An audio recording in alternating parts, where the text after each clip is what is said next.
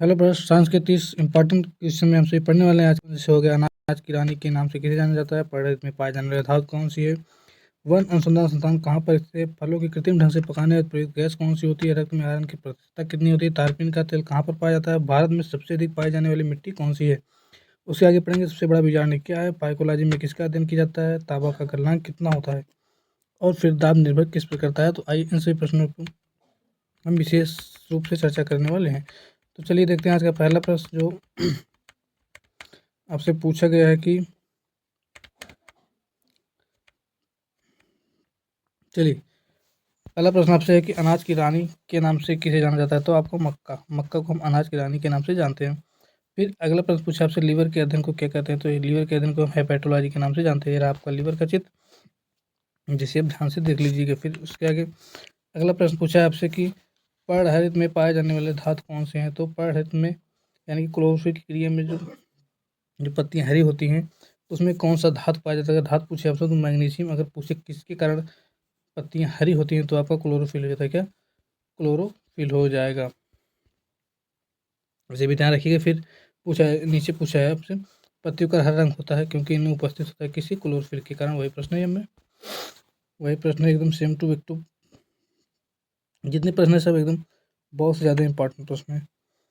फिर पूछा आपसे कि वन अनुसंधान संस्थान कहाँ पर स्थित है। वन अनुसंधान संस्थान कहाँ पर, आपका देहरादून के अंदर स्थित है। ये रहा आपके वन अनुसंधान संस्थान का चित्र। उसके बाद पूछ सकता है आपसे यूरिया में नाइट्रोजन कितना परसेंट पाया जाता है। अगर यूरिया में नाइट्रोजन की बात करें तो 46% कितना 46% पाया जाता है। अगर पूरे वायुमंडल की बात करें तो पूरे वायुमंडल में आपका 76% पाया जाता है नाइट्रोजन। अगर पूरे वायुमंडल में नाइट्रोजन की मात्रा पूछे तो 76% हो जाता है। अगर यूरिया में बात करें तो 46% ध्यान रखिएगा। मोस्ट इंपॉर्टेंट प्रश्न। सबसे बेहतरीन प्रश्न सबसे फलों को कृत्रिम ढंग से पकाने हेतु प्रयुक्त गैस कौन सी होती है। फलों को कृत्रिम ढंग से पकाने के लिए आपकी एसिटिलीन गैस का प्रयोग किया जाता है। फिर अगला प्रश्न माइकोलॉजी में किसका अध्ययन किया जाता है। तो माइकोलॉजी में आप कवकों का अध्ययन करते हैं। किसका, कवकों का अध्ययन करते हैं किसमें, माइकोलॉजी में। अगला प्रश्न पूछा आपसे कि रक्त में आयरन का प्रतिशत कितना होता है, या फिर बताइए रक्त समूह की खोज किसने की थी। अगर बात करें रक्त के ग्रुप की, रक्त के 4 ग्रुप में बांटा गया है। A group, B group, A B group और O positive group. O positive या फिर ओ नेगेटिव, लेकिन ये 4 ग्रुप हैं, A group, B group, A B group और ओ ग्रुप। जिसकी खोज किसने की थी, यहाँ पर पूछा गया रक्त समूह की खोज किसने की। तो लैंड स्टीनर। कौन, लैंड स्टीनर ने रक्त समूह की खोज की। अगर यहीं पर पूछे रक्त में आयरन का प्रतिशत कितना होता है तो 30 से 40%। इसी आयरन की कमी से आपके शरीर में क्या एनीमिया नामक रोग होता है। कौन सा, एनीमिया नामक रोग उत्पन्न हो जाता है। इसमें क्या होता है, खून की कमी होती है। क्या, खून की कमी होती है, जिससे पालक वगैरह खाने से आसानी से दूर किया जा सकता है। फिर अगला प्रश्न आपसे पूछा कि तारपीन का तेल किससे किससे से प्राप्त किया जाता है। किससे होगा, किससे प्राप्त किया जाता है। तो चीड़ के पेड़ से। चीड़ के पेड़ से आपका तारपीन का तेल प्राप्त किया जाता है। अगला प्रश्न पूछा है रासायनिक तत्व बेरियम की परमाणु संख्या क्या होती है। तो 56 होती है। यही बेरियम है जो पटाखों में प्रयोग किया जाता है उसे कलर को चेंज करने में। रंग बिरंगे जो पटाखे होते हैं इसी बेरियम का यूज किया जाता है उसमें। फिर अगला प्रश्न है भारत में सबसे अधिक पाई जाने वाली मिट्टी कौन सी होती है। तो जलोढ़ मिट्टी पाई जाती है। फिर पूछा आपसे विटामिन सी का नाम क्या होता है। रासायनिक नाम विटामिन सी का एस्कॉर्बिक एसिड हो जाता है। विटामिन सी आपको किसमें पाया जाता है, खट्टे फलों में पाया जाता है, जैसे मौसम्बी हुआ और इन सभी फलों में पाया जाता है। जब देख सकते हैं मौसम्बी हुआ, नींबू हुआ, और फिर सब्जी में टमाटर में पाया जाता है, केला में पाया जाता है, और हरी सब्जी जो होती है उसमें थोड़ा बहुत मात्रा पाई जाती है, फूल गोभी हुआ, सॉरी पात गोभी में। तो चलते हैं फिर अगला प्रश्न। अगला प्रश्न है सबसे बड़ा बीजांड होता है किसका, साइकस में। साइकस का सबसे बड़ा बीजांड पाया जाता है।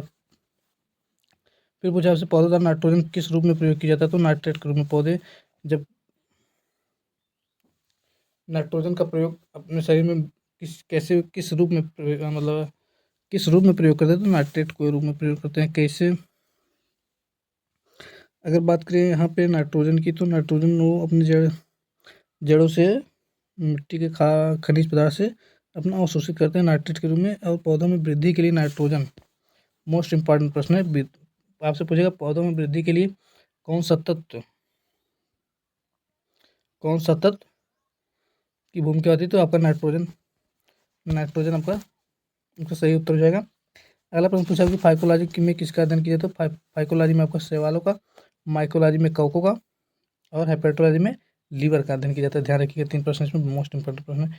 संसार का सबसे बड़ा फूल रेफ्लेशिया क्या? रेफ्लेशिया, ये रहा आपका रेफ्लेशिया, जिसे आप देख लीजिएगा। ये रहा आपका रेफ्लेशिया, रेफ्लेशिया का ही फूल है जो स्क्रीन पर दिख रहा है आपको। सबसे बड़ा फूल, संसार का सबसे बड़ा फूल ये है। फिर अगला प्रश्न आपसे पूछेगा तांबा का गलनांक कितना होता है? तांबा का गलनांक 1083 डिग्री सेल्सियस होता है। मतलब 1083 डिग्री सेंटीग्रेड पर आपका तांबा एकदम पूरा गल जाएगा, गल के पानी हो जाएगा। येलो केक क्या है? अगर आपसे पूछे प्रश्न येलो केक क्या होता है, पता ही नहीं येलो केक क्या होता है, तो ये प्राकृतिक यूरेनियम है।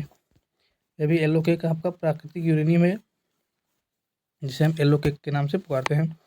फिर अगला प्रश्न आपसे पूछेगा दाब निर्भर करता है किस पे? दाब बल और क्षेत्रफल पर। सॉरी, यहाँ बाल लिख दिया, ये टाइपिंग मिस्टेक है, यहाँ बल हो जाएगा।